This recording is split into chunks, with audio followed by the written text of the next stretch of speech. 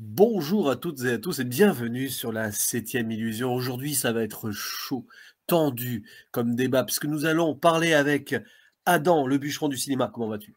Bah, ça va très bien et toi? Ah, super. Et Joe, Captain Walker, comment vas-tu? Ça peut aller. Voilà. Qu'est-ce que nous allons évoquer aujourd'hui? Challengers, le nouveau métrage de Luca Guadagnino, l'italien, qui a fait maintenant ses preuves à Hollywood depuis un petit moment. Vous le connaissez pour Call Me By Your Name ou Suspiria, par exemple, et récemment Bones and All. Et il revient ici avec un thriller, drame, romance sportive, où joue dans les rôles principaux Zendaya. Qui va être Zendaya dans le trio ici? Mike Faist et Josh O'Connor. Oui, un trio pour parler d'un film qui tourne autour d'un trio. L'histoire d'une joueuse de tennis devenue entraîneuse, donc Tashi, jouée par Zendaya, qui après une blessure a décidé de se consacrer à la carrière de son mari, Art, le faisant passer d'un joueur médiocre à un grand champion de tennis, sauf que malheureusement, après quelques années, là, il va moins bien, il a une blessure et moralement, c'est pas le top. Donc, elle le fait participer à un tournoi de Challenger où il se retrouve face à Patrick. Patrick, comme le disaient les fans de Patrick Bruel à l'époque, où il était obligé de la faire. Son ancien petit ami et enfin, l'ancien petit ami de l'entraîneuse et l'ancien meilleur ami du joueur. Vous imaginez que ça risque de faire ressortir certaines tensions, peut-être un ménage à trois à venir, un trouble. Est-ce que c'est un jus légime à l'américaine? Ça, on va en parler. Mais tout d'abord, bah tiens, on va poser la question à Joe. Qu'as-tu pensé de ce film et quel est ton rapport avec Guadagnino aussi, au sens large? Mon rapport à Guadagnino est assez spécial parce que je l'ai découvert avec Call Me By Your Name, qui est potentiellement un des métrages que j'ai le plus détesté en salle. Peu de temps après, du coup, 3 ans, il me semble, il est sur Bones and All, qui, pour le coup, m'a glacé le sang et m'a autant passionné que terrifié, et qui est pour moi à ce jour un des plus beaux plans qui existent sur le corps dans ce début de 2020. Puis Challenger arrive et c'est tout de suite beaucoup plus compliqué parce que j'en ressors troublé, mais pas dans le sens d'émotion, comme Bones and All, mais dans le sens où je ne sais pas si j'ai vu une fraude qui s'ignore ou juste un gros accident industriel. Ah ah, oui, c'est le film qui peut diviser un petit peu, visiblement, hein, ça a l'air d'être le cas.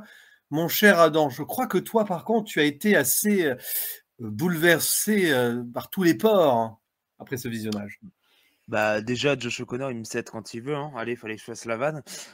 Non, plus sérieusement, bon allez, mon rapport à Guadagnino, du coup, je le découvre via Amore. Du coup, je suis un peu plus tôt. Et j'adore, c'est très maniériste. On y reviendra à ce côté maniériste de Guadagnino. Et après, je regarde du coup Call Me By Your Name que je déteste la première fois. Et après, une amie m'a incité à revoir Call Me By Your Name et je trouve qu'aujourd'hui, c'est un magnifique film romérien. Joe va s'épiler en entendant ça, mais j'assume. Après, Bones and All, je le trouve intéressant parce que je l'ai rattrapé juste avant, du coup, que je vois Challengers. Et c'est un film qui est très intéressant, qui loupe peut-être le coche du corps humain totalement, mais quand même très intéressant parce que Guadagnino a réussi quand même à recracher ses influences beaucoup mieux qu'en Italie, du coup. Et là, ce Challengers donne très, très, très chaud. C'est-à-dire que la caméra est très sensuelle. Quasiment tous les objets ont une connotation sexuelle, ce qui est ce qui donne en fait quelque chose qui est à la fois très formel, très accessible, hein, parce que c'est pas un film où vous allez méditer pendant des heures sur le sens des plans, sur machin. Mais c'est un film qui est, je trouve, très intelligent, très bien construit. Même si la dimension en flashback peut totalement rebuter et être un peu un truc prétentieux, mais je trouve que ça marche plutôt bien pour le coup. Ça fait revers, machin, comme le tennis, quoi, en fait, finalement. C'est un peu un truc bête et méchant hein, de s'adapter au sujet qu'on filme, mais Challengers est un film qui excite beaucoup plus que Bones and All, je trouve. Et Joe va s'épiler en entendant ça. On va Mais laisser j'aime bien Bones and All, hein, attention. Hein. Je ouais, trouve mais qu'il a on va beaucoup de choses laisser Joe intéressantes. s'épiler quelques instants. Alors moi, personnellement, Luca Guadagnino, moi je l'avais découvert avec Call Me By Your Name, hein, comme beaucoup de gens hein, finalement, parce que c'est vrai que c'est un peu le film qu'il a mis sur le devant de la scène avec un Timothée Chalamet qui à l'époque aussi a explosé avec ce rôle. Même si c'est un film que j'apprécie, je l'ai trouvé un peu sage quand même par rapport au sujet. Ça aurait pu aller beaucoup plus loin, mais après c'est vrai qu'il se mériterait un revisionnage potentiellement. Suspiria, moi j'avais été largement surpris parce que je m'attendais pas à ce qu'un remake soit aussi bon, surtout qu'il prend en main le Suspiria de Dario Argento pour le mener ailleurs.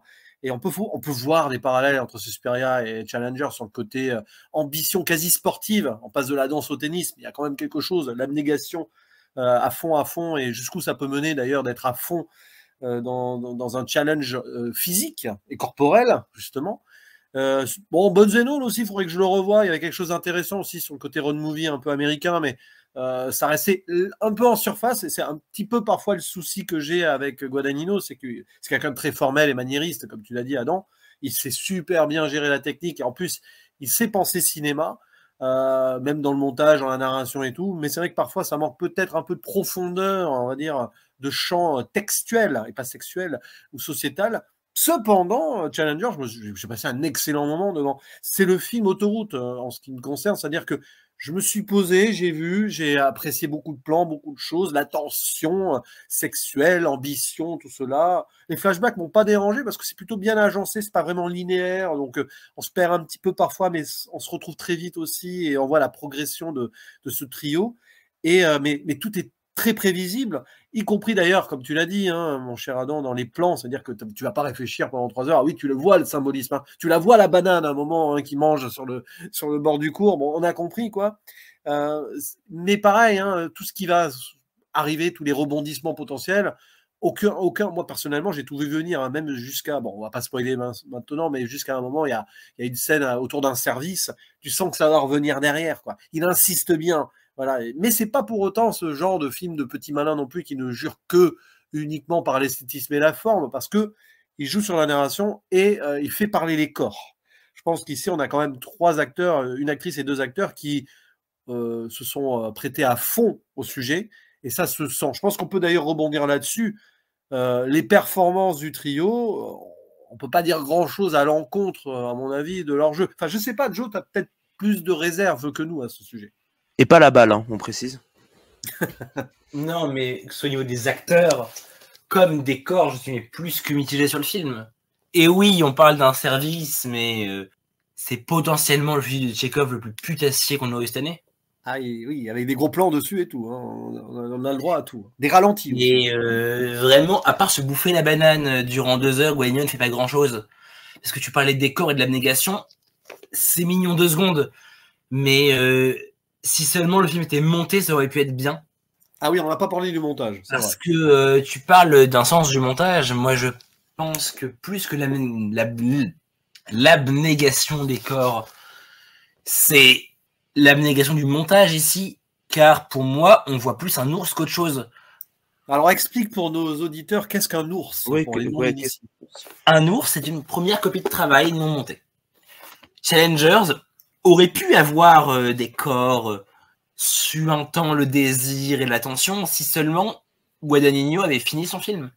C'est marrant parce que ce que tu dis, c'est notre cher illustre connu aussi qui a vu le film et en off, il nous a parlé de cette sensation d'ours. C'est lui qui est très axé sur le montage, notamment dans son école. Finalement, il a réussi à accepter l'idée et il a apprécié même le côté, enfin, on va dire, maladroit, non fini du montage. C'est intéressant. Je ne sais pas si toi, Adam, tu as trouvé quelque chose à ce niveau-là et si tu as accepté l'idée, en fait, surtout.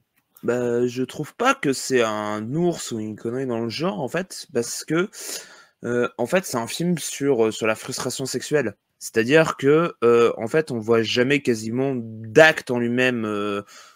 Genre, en fait, on les voit pas pratiquer de l'acte sexuel en lui-même. En fait, tu es en train de sous-entendre que le montage, il n'est pas fini comme eux, ils n'arrivent pas à finir, quoi. D'une manière ou d'une autre. C'est ça, le montage n'est pas fini comme eux n'arriveraient pas à finir. Voilà, c'est un peu une analyse de péteux, mais j'assume. C'est un peu ça en fait. C'est un film. Qui en ferait le plan A3 le plus long du cinéma. le montage du coup ne peut pas atteindre l'orgasme avant qu'il. Oui, il peut pas atteindre l'orgasme en fait, et en fait même le film se conclut pour pas en dévoiler avant la partie spoiler, mais se termine aussi un peu sur une côté frustration. En fait, là où l'acte pourrait arriver, mais il n'arrive pas en fait. Et c'est ça en fait où Guadagnino en fait il a toujours été sur la retenue. Et je pense qu'en fait c'est ça où vous trouvez que justement dans Call Me by Your Name, même dans Bods & Hall, il y a ça aussi, mais je trouve que c'est pas adapté au sujet. C'est-à-dire, c'est la retenue. C'est-à-dire que, Call Me By Your Name, c'est les premiers émois sexuels. Et les premiers émois sexuels, c'est pas forcément là où on va avoir forcément le contact le plus frontal, le plus accompli. Et là, en fait, en plus, on parle d'un trio, donc les deux personnages sont amoureux de la même femme et veulent en faire un peu leur trophée. Et même d'ailleurs, le film retourne un peu ça très intelligemment, parce que certains avaient dit que le film, moi, objectiver la femme trophée, je ne trouve absolument pas, parce que justement, c'est elle, en fait, qui est un peu maître de la situation, comme le maître du jeu, comme l'arbitre. Elle est l'arbitre autour des deux là qui veulent se tremper la banane. Moi, j'étais obligé. Elle met de la baguette, hein. C'est elle qui porte. Elle va mettre la baguette, hein. Voilà. Allez, on va une avoir baguette un peu de ou une blague. banane. Vraiment, Guadagnino, penser que c'est une femme trophée revient à avouer ne jamais avoir vu de Guadagnino. Parce que même dans Gonzalo, l'homme est au service de la femme. Oui, mais au service en plus. 15-0 direct, Joe, là. Mais sérieusement. 15-0, avantage Adam. Au lieu de vouloir monter Josh Connor, je vais démonter le film. Bon. On va la garder. On aurait dû préciser. On va la garder. On aurait dû préciser que cette critique débat est donc interdite au moins de 18 ans, mais c'est pas grave. Non, c'est intéressant ce que tu disais, Adam, sur le côté. Dans Call Me By Your Name, c'était un peu le début, il fallait pas trop en montrer. Pourtant, le personnage de Timothée Chalamet qui découvrait un petit peu l'univers de ses sensations sexuelles face au cannibale en face de lui. On rigole, mais bon, Armie Hammer, depuis, on sait qu'il a eu quelques. Oui, voilà, il y a quelques. D'ailleurs, on avait des cannibales après, donc il aurait dû prendre. Oui, voilà, c'était un peu drôle pour le coup. Mais sauf que les biopics hollywoodiens, il y en a marre. Ouais, mais bon.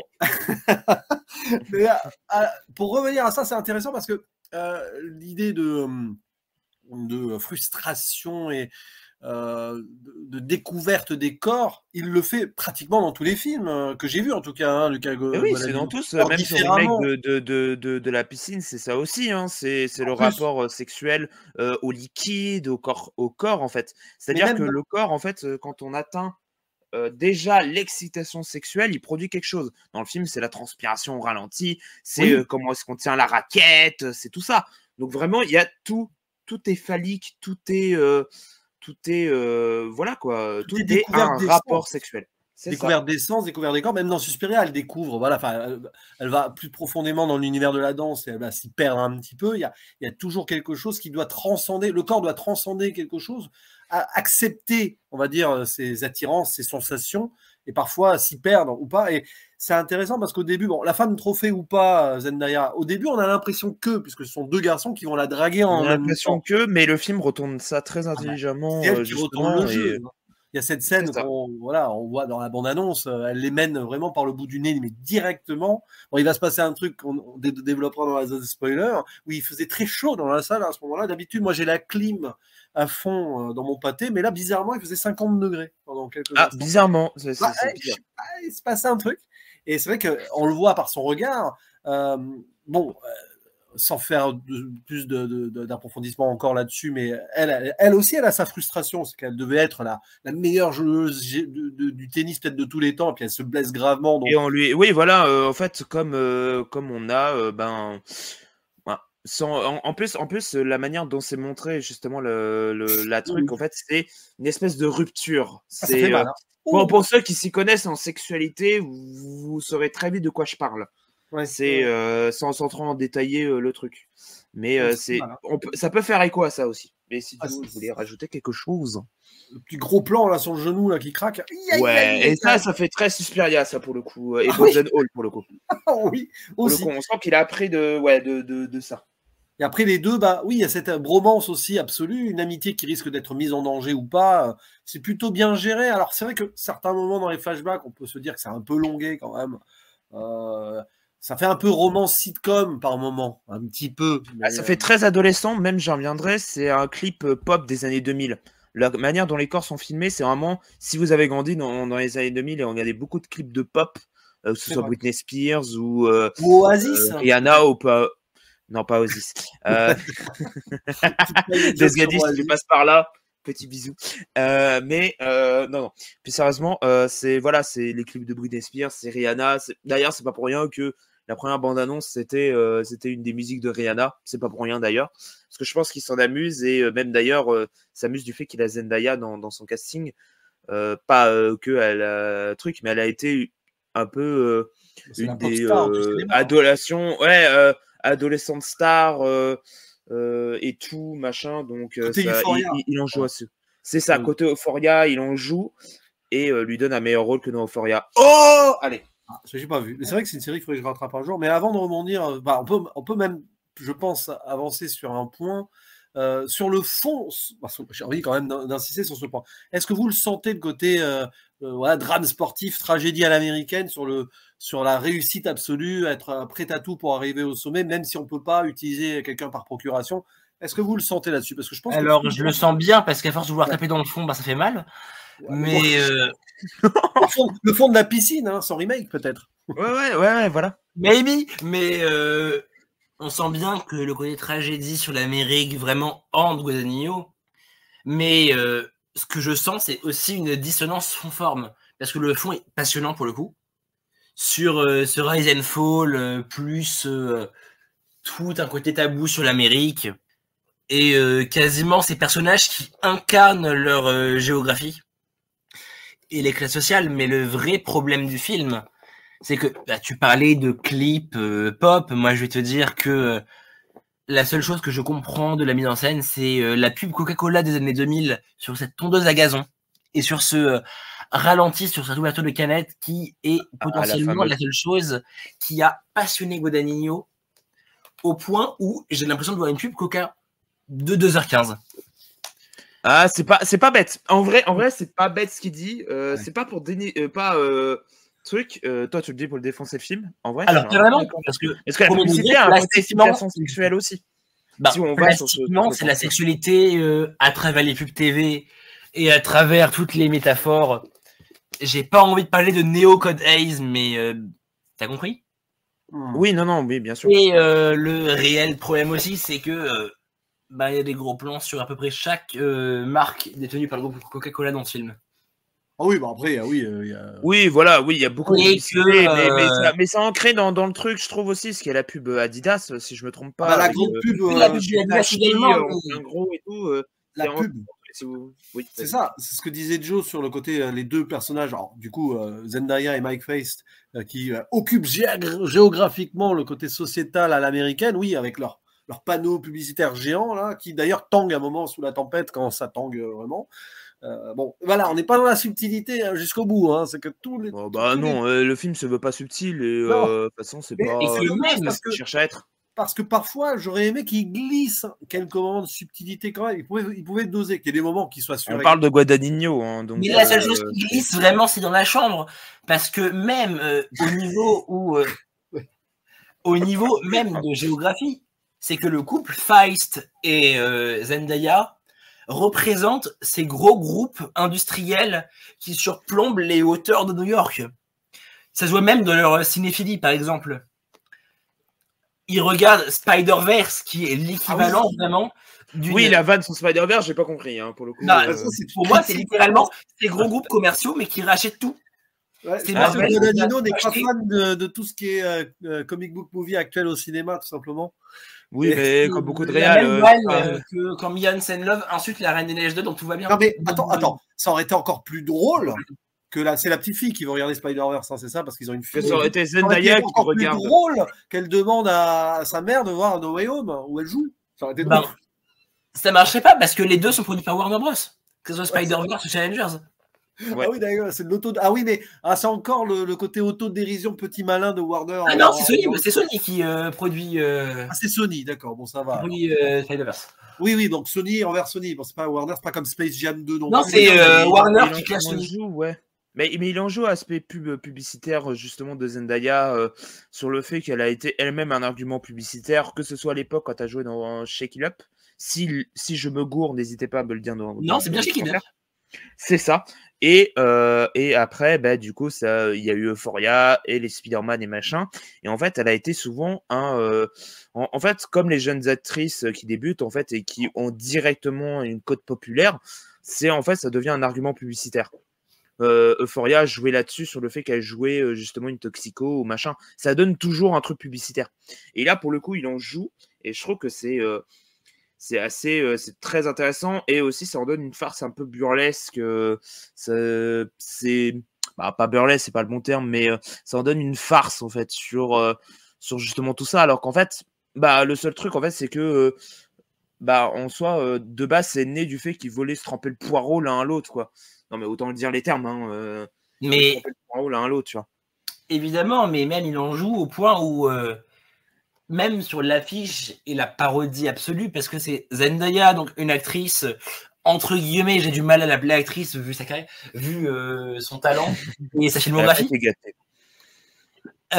qui observe vraiment deux acteurs aussi émergents un de série, donc Josh O'Connor, qui représente également des séries un peu plus snob.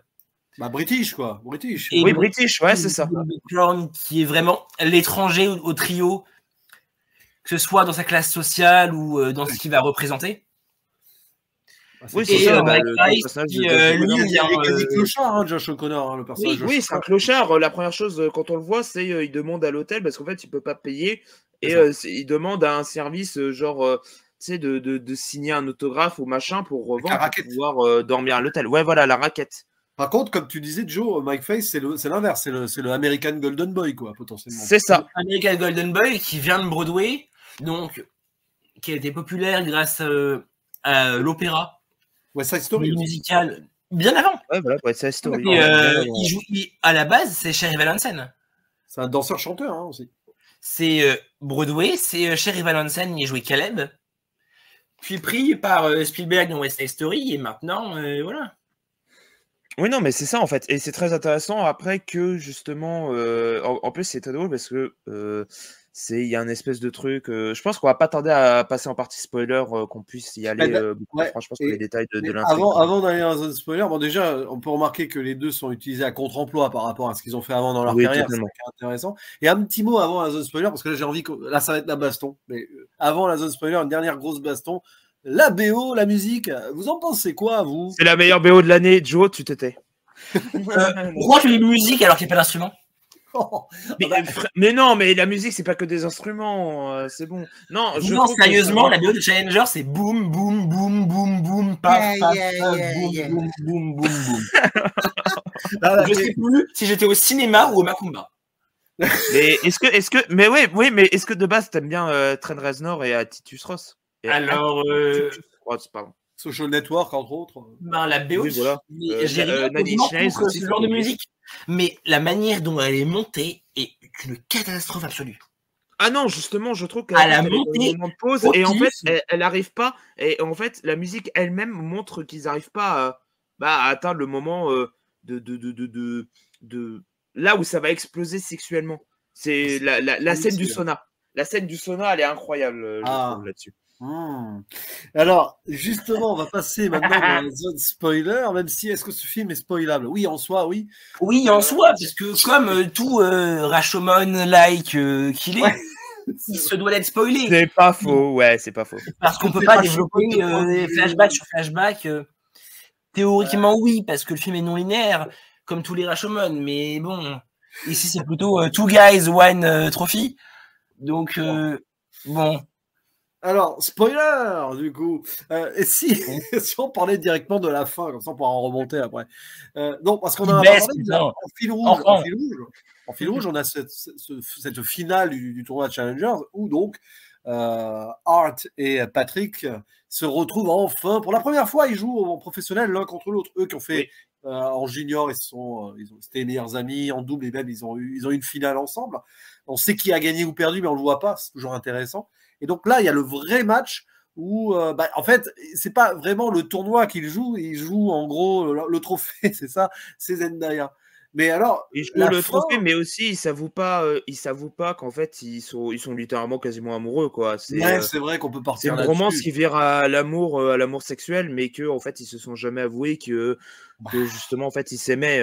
Bah oui, c'est clairement. Il y a ce dialogue quand ils vont ensemble, enfin quand Zendaya arrive, là ils ont 18 ans. Hein. Bon, difficile d'imaginer que les deux garçons ont 18 ans, mais pourquoi pas. Il y en a un d'ailleurs, il y a une justification. Bah, surtout Josh Connor, Mike Fest, oui, ça va, ça passe. Mais t'as vu, il y a une justification dans le dialogue à un moment. Oui, bah lui, il a une puberté très avancée. Bah oui, tu m'étonnes, c'est sûr. Bah oui. Puis même d'ailleurs, le visage de Zendaya est très drôle là-dessus. Parce qu'en fait, du coup, elle aborde un visage qui est très gamine, en fait. Genre, elle sourit, quasiment ses deux dents ressortent. Vous savez, le dedans. Quelle horreur, vraiment, c'est digne de incroyable. Ah non, moi, je suis incroyable, ce visage de sourire là.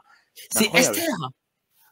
Ah, c'est Esther. Oui, c'est Esther. C'est vrai, c'est Esther, putain. Mais oui, elle va vampiriser la bromance. Mais il y a ce dialogue avec l'anecdote qui tue, évidemment. Hein, mais ils se vampirisent tous les trois, c'est ça qui est très intéressant dans le film. Faut pas penser que il a montré comment alors moi j'aime bien. Ah, je masturbais à 12 ans, mais attention, on était chacun l'un au bout de l'autre dans la chambre. Hein. Ouais. C'est ça. Frustration pendant 6 ans et ils finissent par s'embrasser en fait pour la première fois face à Zendaya qui les regarde. Et qu'elle a, en fait, c'est elle d'elle-même en fait d'abord où justement ils commencent à s'embrasser à 3, puis après et du coup en fait elle les force à se rapprocher pour qu'il y ait le contact et en fait vous savez qu'ils sont amoureux l'un l'autre. C'est une scène que Guadagnino a empruntée au film de Cuarón, Y tu mamá también, par exemple. Oui, très chaud comme film aussi d'ailleurs. Et ce qui est intéressant, c'est que Zendaya devient la metteuse en scène, en fait, à ce moment-là. Oui, c'est ça, parce qu'elle regarde, elle est assise comme dans un fauteuil, et c'est elle-même qui dirige, en fait, où est-ce que la relation sexuelle va aller. Et en fait, d'ailleurs, en fait, je pense que c'est aussi l'avant-bouche, le petit truc du film, la petite friandise. C'est qu'en fait, on n'aura jamais vraiment l'acte sexuel en lui-même. Mais à la fin, quand Josh Connor et elle ont l'acte sexuel, on le voit qu'après. Mais c'est le vrai problème que j'ai avec le film. C'est que. Ah ben non, mais c'est un film sur la frustration. Mis en scène. Désolé, sexuel, c'est pas possible. Challengers, c'est un film d'hétéros. C'est un film vraiment à destination des hétéros pour qu'ils se sentent un peu moins complexés d'être hétéros. Sérieusement. Non, je suis pas d'accord. Parce que t'as commis. En fait, t'as l'impression que sur cette scène, Guadagnino retourne Call Me By Your Name, mais il ose plus. C'est tout comme Call Me By Your Name. Sauf que là, il décide d'inventer un truc qui s'appelle la mise en scène. Non. Si. Et c'est Zendaya. Désolé, mais Zendaya, la réalisatrice. Plus Guadagnino est ce réalisateur pour les hommes blancs hétérosexuels. Ah, ça va, mais tu vas dire aussi qu'il est de droite et bourgeois aussi. Non, parce que Bonzano, Challengers n'est pas un film forcément bourgeois. Mais dans sa manière d'approcher le cinéma et les codes, il est bourgeois. Mais Bonzano est un film bourgeois. Bonzano l'était moins pour le coup. Et Bonzano, mais il en joue justement de toute cette esthétique de pub et qu'en fait c'est qu'une frustration sexuelle qui n'aboutira jamais. Genre tu vois pas les acteurs. Si, ils sont des bisous et puis ils se touchent les fesses, quoi, c'est tout. À la limite, il y a que ça. Et justement, en fait, c'est cette espèce de truc d'ironique. En fait, tu verras jamais à la caméra l'acte sexuel en lui-même. Parce que c'est frustration. Oui, l'un n'arrive pas à aller vers l'autre ou de trucs. C'est pour ça qu'il coupe à chaque fois. Et la scène de Zona, oui, c'est tout ça. Sa vision du corps et sa vision de la caméra, toi tu parles de frustration, je l'entends. J'entends, c'est un montage frustrant, quasiment qui est omnibulé par ses métaphores et tout. Mais je comprends que ça plaît pas. Dans un surplus de forme qui en donne l'équivalent d'un film incel sur les bords. Parce qu'à se refuser au contact, il en devient dégradant pour ses personnages. Mais parce que les personnages, ils sont irrattrapables les uns comme les autres. Hein. Ils sont dégradés par l'ambition qu'ils ont, de toute façon. Ben oui, Josh Connor, c'est ça en fait. Il veut supplanter son ami de toujours et prouver sa supériorité au personnage de Tashi. Et même en général, l'un par rapport à l'autre, même si en fait le seul qui veut vraiment abandonner parce que ça lui plaît pas, c'est le personnage de Mike Fest d'ailleurs vers la fin du film. S'il veut plus jouer en fait, il veut plus jouer à ce petit jeu. Non, c'est un enfant. Alors c'est intéressant parce que les deux hommes-là sont restés des ados ou enfants en fait. On le sent parce que à la fin, le personnage de Mike Face, à un moment, il va faire un peu le bébé dans les bras de sa maman. Oh oui, c'est totalement ça. C'est littéralement les petits bisous que tu fais à maman sur la joue, mais là c'est au niveau de la cuisse. et On la se jambe. demande comment ils ont eu un enfant, en fait. Hein. On se pose la question. Mais parce que Mike Face, D'accord. tu parles d'enfants. Je vais désactiver mon micro, c'est quand même incroyable. Tu parles d'enfants et tout, d'accord, oui. Sauf que les producteurs, ils aiment bien les enfants avec ici Zendaya et la productrice et la réalisatrice. Ouais, mais à un moment, je me suis quand même posé la question si on n'allait pas avoir une révélation bidon sur le fait que sa fille n'est pas sa fille. Hein. Bah non, mais justement, Guadagnino est quand même plus Et intelligent. spoiler, c'est la fille de Patrick qui l'a eu à Non, Atlanta. mais Qu'il a eu à Atlanta. le pire, c'est que ça a été peut-être cut dans le montage final, mais peut-être que c'est vrai. Peut-être que c'est vrai et qu'on le saura jamais. Et qu'en vrai, ce serait encore plus drôle et encore plus ironique, je trouve. Oh, mais Mike non, Face, c'est débile. Mais sa scène où il fait sa pseudo-crise sur le fait que c'est bon, mon jouet, j'en veux plus. là, il a envie d'arrêter parce qu'il se rend compte qu'il a été bouffé par la carrière et au final. Mais c'est risqué parce qu'en faisant ça, il sait qu'il va perdre sa femme. Hein. Oui, c'est ça. Mais que en soi, on voit qu'en fait, les deux. C'est pour ça d'ailleurs que quand, vers la fin du film, en fait, elle retourne vers lui parce que c'est les deux qui sont encore obstinés par le fait d'être connus, d'être célèbres, ses rêves d'adolescent. Parce que même elle le dit dans le film, en fait, je ne sais que taper dans une balle. Elle sait qu'être qu'un panneau publicitaire géant. La première fois, quand elle apparaît, c'est quand même. En fait, en soi, le tennis, comment est-ce qu'il est construit? C'est-à-dire qu'en fait, c'est un sport déjà de base qui est très. Tout d'abord, t'as des balles et après, t'as une raquette et t'as un manche. Voilà. Ah oui, t'as une raquette, une balle, même les tenues féminines, c'est des jupes. Et la tenue masculine, c'est des shorts assez courts. Hein, voilà. Donc, il y a quelque chose déjà d'érotique. Et quand elle apparaît pour la première fois, il y a du vent. Et du coup, ça soulève sa robe. Oui, voilà. Parce que, oui, on a tous vu cette temps de réflexion, sauf que maintenant, il y a Marilyn Monroe et que faire revenir Ana de Armas pour qu'elle fasse blonde, c'était un peu trop cher. En soi, oui, ce discours a déjà été fait. D'ailleurs, très bien dans le film Blonde, d'ailleurs. Voilà, avis pas populaire, mais voilà, j'assume. Il suffit de chercher, mais Blonde est un chef, donc voilà. Oui, voilà. Et non, le truc, en fait, c'est que, en fait, chacune de ces actrices sont un peu des Marilyn Monroe. Non, mais c'est vrai, il faut pas se mentir. Ça revient à chaque fois. Hollywood n'apprend jamais de ses erreurs et va toujours chercher à avoir l'actrice panneau publicitaire. Même maintenant, elles sont multipliées par 350 000. Donc, en soi, c'est pas déconnant d'avoir fait cette situation-là. Mais si seulement le personnage avait été écrit pour, d'accord. Mais là, c'était qu'une référence pour être une référence. Parce que le personnage de Tachi prend une. Mais ça reste un panneau publicitaire. Comme Marilyn Monroe, d'elle-même, elle était panneau publicitaire. Mais la manière dont il exploite Tachi vers la fin du film pourrait faire penser à sur les bords du Sunset Boulevard.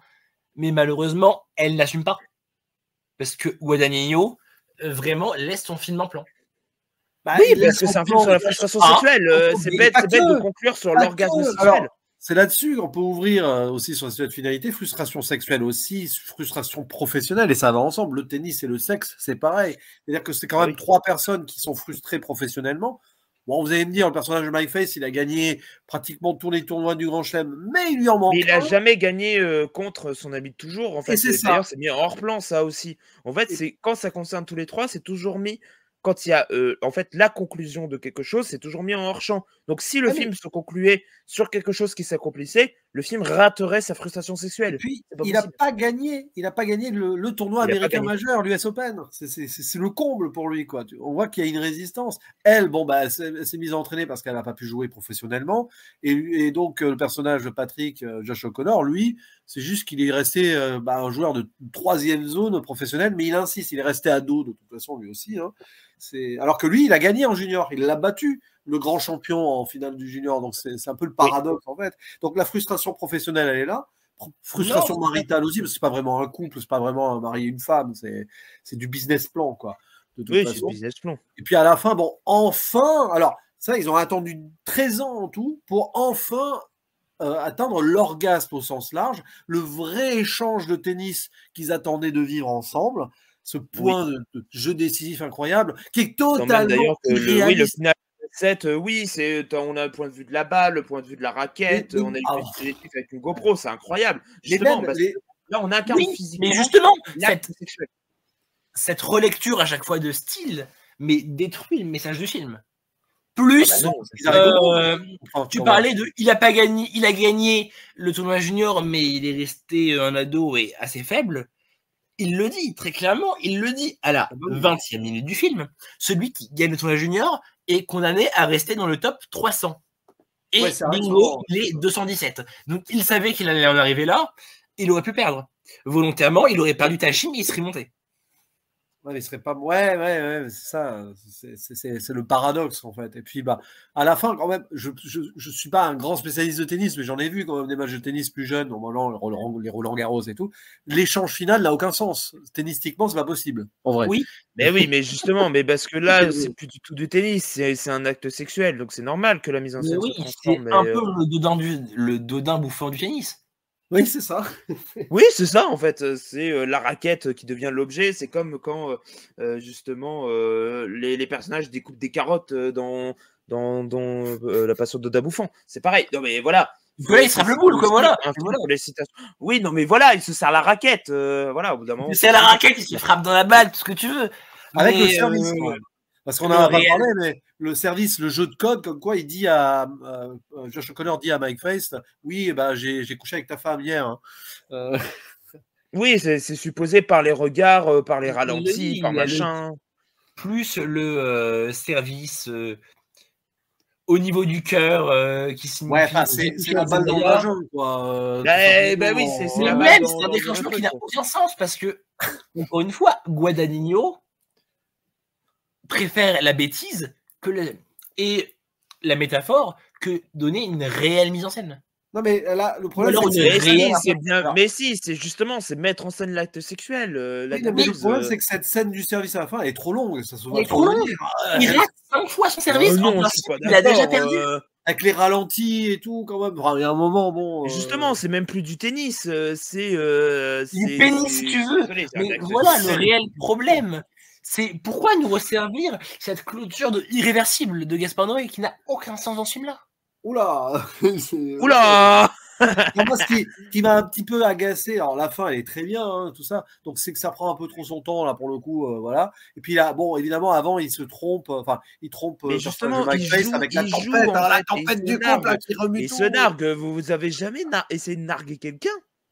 Genre, oui, des siècles à narguer quelqu'un, mais qui a un mal vu pseudo-rêve qui n'a aucun sens. T'as pas besoin de mettre des ralentis dessus pendant 2 heures non plus. Oui, désolé, mais entre les ralentis de Guadagnino et de Flaubert dans Nous les Leroy, qui signifient tous les deux que oulala, le couple il va pas bien, vraiment, j'ai qu'une envie, c'est que Zack Snyder revienne au cinéma pour montrer ce que c'est des vrais ralentis. Ah non, frère, c'est bon. Jusqu'ici, on parlait de cinéma, Joe. Ouais, on parle de cinéma, frère. Non, bah, de Guadagnino, c'est différent. Imaginez Avengers réalisé par Zack Snyder. Bon, ouais, non.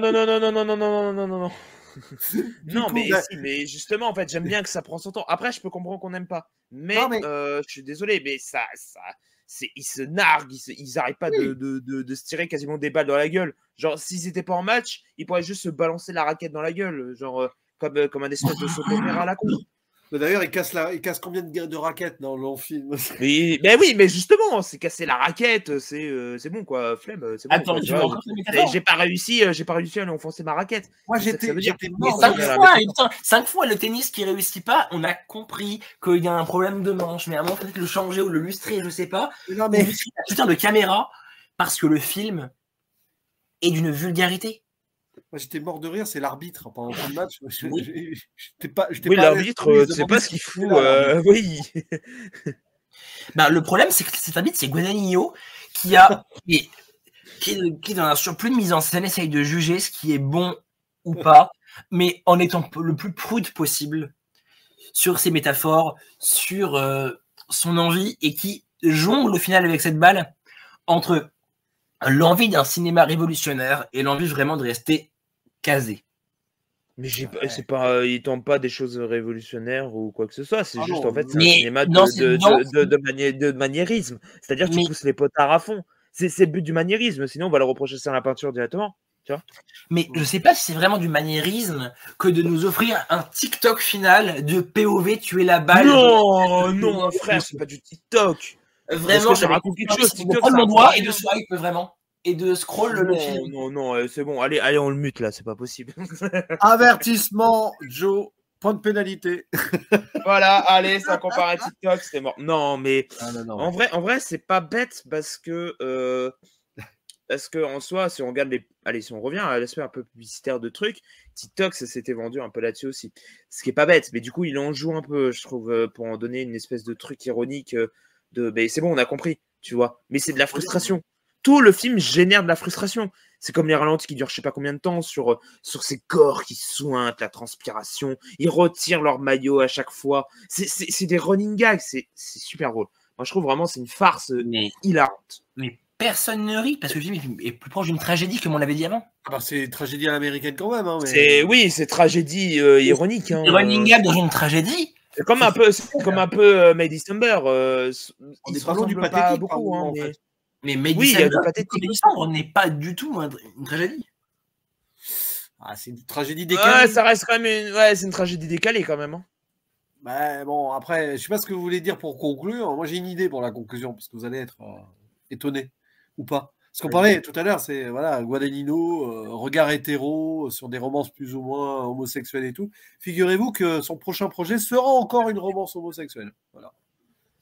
Oui, c'est pas une adaptation d'un livre. Une adaptation d'un roman Separate Rooms où apparemment Josh O'Connor devrait rejouer dedans. Donc voilà. Mais du coup, ça veut dire que Scarface est mort. Après, le remake de Scarface, je sais pas. Oui, mais ça c'est une vanne qui dure depuis je sais pas combien de temps. C'est pas une vanne, mais il est peut-être passé vers d'autres réalisateurs potentiellement. Voilà, de William S. Burroughs. Normalement, il devait pas adapter un bouquin de William S. Burroughs. Bon, justement. Il va adapter beaucoup de choses. De toute façon, il a le temps. Hein. Il a encore une grande carrière devant lui. Il y a Call Me By Your Name 2 aussi. Oui, alors avec le cannibale, le retour entre les morts, du coup. Non, mais c'est drôle parce que du coup, il a fait un biopic sur un cannibale. Oui, justement, c'est ça qui est amusant. Bon, pour conclure, qu'est-ce que dire ? C'est un film qui va diviser forcément un peu, même si quand même les réactions sont beaucoup plus les retours en général sont très très bons. Hein. On a vu quelques retours douteux aussi. Voilà. Alors ça. Oui, sur la femme trophée, ça, par contre, je suis pas d'accord. Il y a un regard quand même un peu prude à l'américaine sur ce film que Guadagnino veut justement un peu titiller, parce que les Américains, on sait, dès que c'est trop sexualisé, ils ont un peu de mal, alors que la violence, par contre... Et justement, il en joue là-dessus, je trouve, dans un film entièrement... On voit aussi certaines réactions de gens... Mais il troll, il fait exprès. Guadagnino fait exprès de rendre son film, pour moi, indigeste au niveau de ses métaphores et de sa bêtise, uniquement pour provoquer l'Amérique. Mais il y a ça, et puis il y en a qui disent que c'est trop soft. Bon, après, c'est compliqué. Oui, mais c'est trop soft. Mais les gars, on parle d'un film sur la frustration. Évidemment que ça va être soft. C'est ça. Genre, c'est pas le but du truc. Et se montrer déjà qu'il y avait une relation sexuelle. Là, pour le coup, il se serait vraiment planté. Par contre, je suis d'accord que les 15 premières minutes, c'est dur de rentrer dedans. J'étais un peu en mode. Qu'est-ce que tu fous, genre, vraiment, les 15 premières minutes, j'ai fait, mais qu'est-ce que tu branles, mec? Qu'est-ce que tu fous? Voilà, nous aussi, on a glissé quelques métaphores et allégories que vous avez. Voilà, fallait faire des vannes. Voilà, fallait ça. Nous sommes un petit peu beaufs aussi quand il le faut. Non, oui, voilà, faut bien rigoler. En échange avec la passion cinéma. Et sur ce film, c'est vrai qu'il est facile mais justement, parce que Guadagnino, parfois, lui aussi le fait facilement. Donc, on rentre dans le jeu. Le film est rempli que de blagues. La vanne de la banane, on l'a tous fait au collège. Hein, la vanne de aussi la banane. le biscuit qui se partage au réfectoire. J'aurais adoré qu'ils mettent un biscuit dans du lait, quoi, vraiment. Oh là là là. Mais le pire, c'est que c'est une citation de Disney, comme ces biscuits. C'est un churros. C'est vrai. La vanne de churros, c'est quasiment ça. Oh. Oui, je veux croquer ton churros. Oui, vraiment. Le film, les vannes à notre place. Disney, c'était des spaghettis. Guadagnino veut juste nous prouver qu'il en est la plus grosse. Voilà. Est-ce un problème de nous montrer ça pour Malfest et Josh O'Connor? Vous nous le direz dans les commentaires. Oui, voilà, dites Team Josh O'Connor ou Team Malfest. Ouais, voilà, ou Team Zendaya aussi. Hein, ou Team Zendaya aussi, parce que en tout cas, elle tient son meilleur rôle, mais que dans Euphoria, les gars. Ou alors Team arbitre de chaise. Voilà. Oui, voilà, team arbitre de chaise. Je pense que je est là-dedans. Parce que le pauvre, moi, il m'a fait de la peine, cet arbitre. J'arbitre vraiment un match. Il est très drôle, avec ses lunettes. Le pauvre, il doit arbitrer un match qui s'arrête toutes les 5 minutes pour un flashback. Et d'ailleurs, c'est ça qui est intéressant, c'est qu'on le voit sur sa petite tablette faire des pauses et tout. On a l'impression qu'il fait le montage du film. C'est Guadagnino, t'as raison. Oui, c'est Guadagnino. Non, mais justement, c'est très intéressant, en fait, qu'à chaque fois, quand on va reprendre le match, en fait, c'est un flashback. Je vous l'ai dit, film sur la frustration sexuelle. Ah là là. Non, mais en tout cas, on vous attend au tournant aux commentaires. Je pense que c'est le genre de Oui. film qui peut bien faire débattre, discuter et tout, balancer vos avis, vos hot Évidemment. takes, peut-être. En tout cas, oui, on parle de cinéma quand même. Oui, c'est quand même du cinéma. Bien sûr que c'est du cinéma. Oui, c'est du C'est un cinéma. bon C'est pas film comme de cette Snyder. année, mais Allez hop. voilà. Et puis bon, vu les prochaines sorties, profitez bien qu'on en parle de cinéma parce que ça s'annonce pas Ouais, folichon. parce que sinon, Bon, si, il va ouais, y The avoir- Fall Guy, hein. Ouais, bon, The Fall Guy, mais il va y avoir quand même La Planète des Singes ou Furiosa en mois de mai. Et puis le Dupieux, le Oh, nouveau Furiosa, encore oui, Dupieux. la planète des singes, non, j'y crois pas trop. On a le nouveau Dupieux, le Dupieux biannuel. Putain, encore. Oh là là, je pense qu'il commence à me saouler, lui. Aïe, Bref. aïe, aïe, aïe, aïe, aïe, mais ça, on en reparlera ou pas, peut-être, on sait pas avec qui. Hein, on n'a pas Et on encore- rappelle que Daddy, c'est un de ses moins bons films. Allez, salut! Au secours, alors que c'est quand même un très bon film. Mais ça, c'est un autre débat que vous pouvez retrouver d'ailleurs sur la 7ème illusion. On en a parlé de Gali. Voilà, allez, on fait la publicité. Est-ce qu'on parlera de The Fall Guy et tout ça? Je ne sais pas qui va se sacrifier. Ça, Peut-être sur Radio Campus. Voilà, allez. Ah oui, c'est vrai que Peut-être tu- que je l'ai Radio- déjà vu. Oui, c'est vrai que- ouais, tiens, Oui. Joe, tu parleras de The Fall Guy. Tu pourras préparer tes couteaux, je pense, parce que C'est ça. visiblement, on n'en dit pas plus pour l'instant. Mais Oui. visiblement, voilà.